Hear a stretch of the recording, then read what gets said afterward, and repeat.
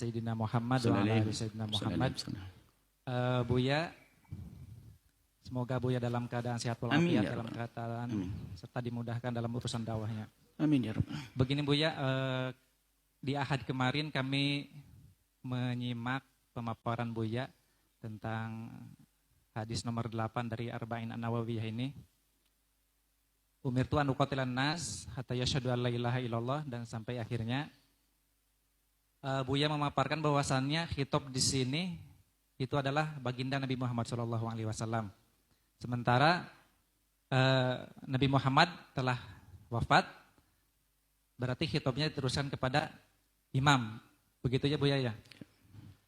Sementara yang saya pahami, mohon diluruskan bila pemahaman saya keliru, imamah ini belum ada Buya, atau apapun itu namanya, entah imamah, entah khilafah atau apa. Berarti konsekuensinya kan seperti yang Buya paparkan, ada hukum-hukum yang harus ditegakkan berkenaan dengan imamah ini, seperti hukum qisas dan lain sebagainya.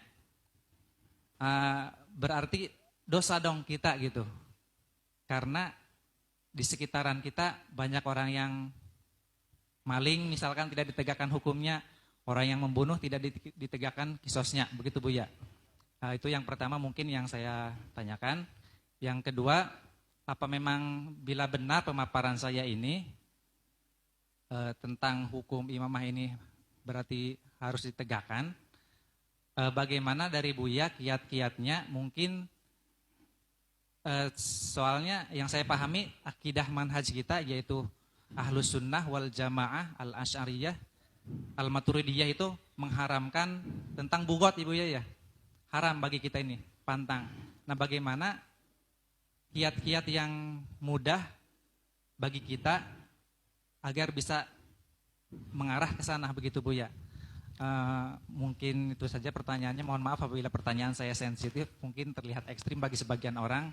Mudah-mudahan Allah mengampuni kita semua. Baik. Terima kasih. Assalamualaikum warahmatullahi wabarakatuh. Assalamualaikum.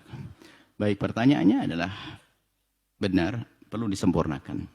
Jadi begini, hadis itu memang kitabnya untuk Nabi karena hukumnya ada. Seperti muqaddimah yang kami sampaikan, hukum ada 3.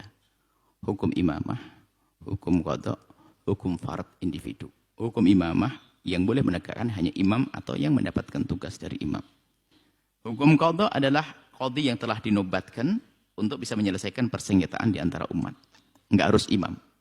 Hukum fard adalah pribadi individu yang Anda bisa melaksanakan tanpa harus ada imam, tanpa qadhi, sholat, puasa dan sebagainya.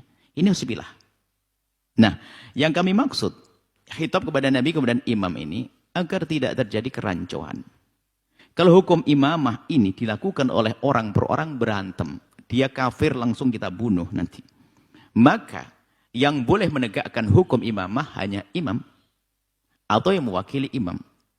Sebab kalau tidak begitu, berantakan. Apalagi terjadi perbedaan pendapat tentang, Masya Allah, na'udzubillah, akhir zaman, kedangkalan sebagian orang dikit-dikit mengatakan saudaranya kafir. Apa konsekuensi dari kekafiran? Murtad. Murtad harus dipenggal. Makanya ada bom meledak kan.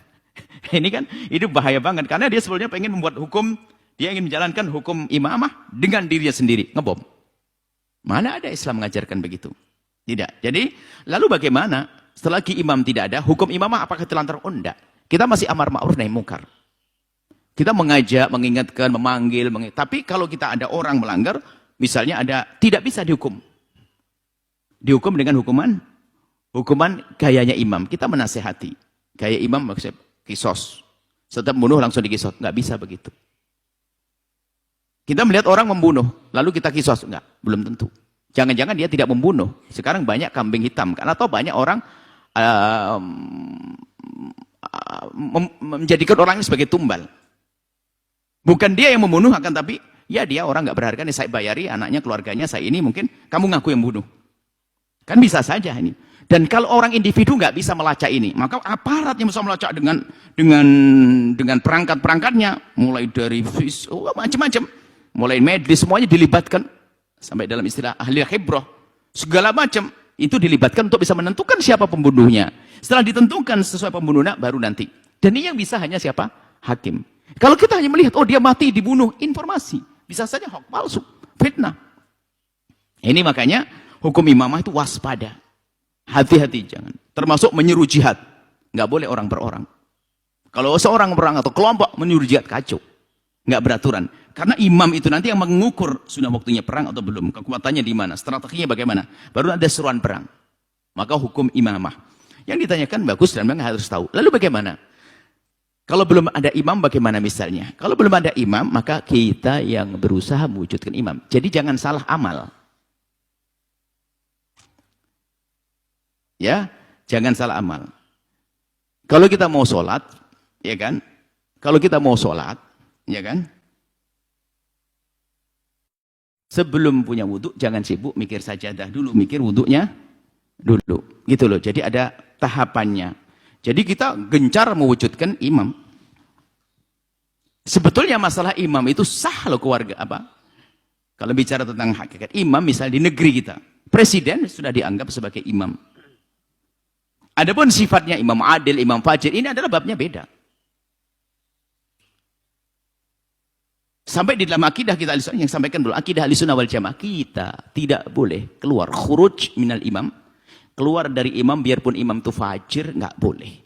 Keluar kita, buhot melawan imam biarpun fajir, nggak boleh. Kenapa? Di saat tidak ada imam jauh lebih bahaya. Masih ada rambu-rambu kalau ada pemimpin ini. Sehingga hak milik masih terjaga, sertifikat terjaga. Tapi kalau sudah nggak ada ini, wah rancuh semua rebutan ini, berantem semuanya. Bayangin kalau nggak ada negara, bagaimana Anda bisa menjaga hak milik Anda, rumah Anda itu gimana sertifikat Anda, ibaratnya.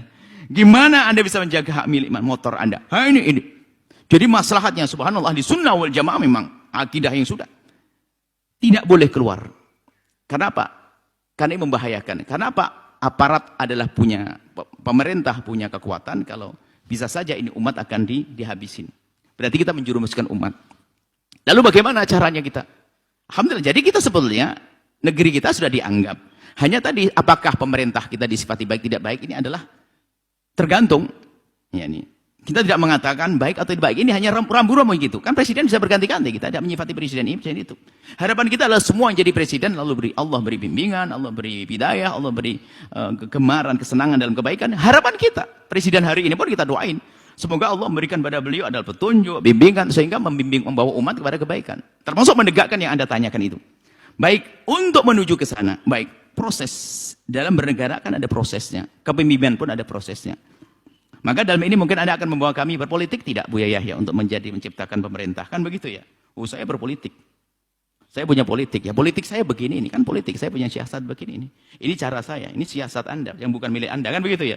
Saya berpolitik juga, ini bagaimana saya? Saya menyeru orang, mengajak orang. Semua ngambil bagian-bagian.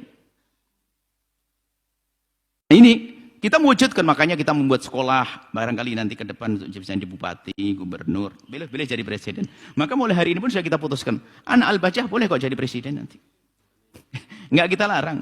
Kita hantarkan ke sana, ada ulamanya nanti dan sebagainya. Dan ini harus, ini kan negeri kita negeri yang bebas, siapapun boleh naik, kan begitu. Makanya semuanya harus berusaha, tapi ingat niatnya harus benar karena Allah, itu saja kuncinya. Kalau bukan karena Allah sama saja nanti pada akhirnya. Jadi kemudian mari kita belajar hari ini. Selagi negara sudah berdiri, kemudian ada presiden, ada ini, kita biasa patuh. Kita wajib patuh kepada pemerintah. Selagi itu tidak bertentangan dengan syariat. Makanya patuh kepada rambu-rambu lalu lintas itu wajib loh Bu. Sekarang yang dikambing hitam kan mak-mak, nggak pernah patuh katanya. Padahal mak-mak patuh banget, dibonceng sama suaminya. Mak-mak sen kanan belok kiri katanya. Itu katanya mak-mak, ini enggak juga.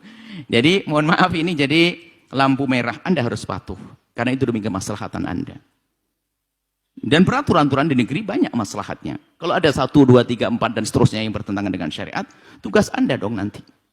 Makanya siapapun Anda yang punya di dalam hatinya ada agama Islam, lalu Anda meniti karir tahta, jangan lupa membawa agama ini. Anda jadi DPR, Anda harus buat perubahan dong.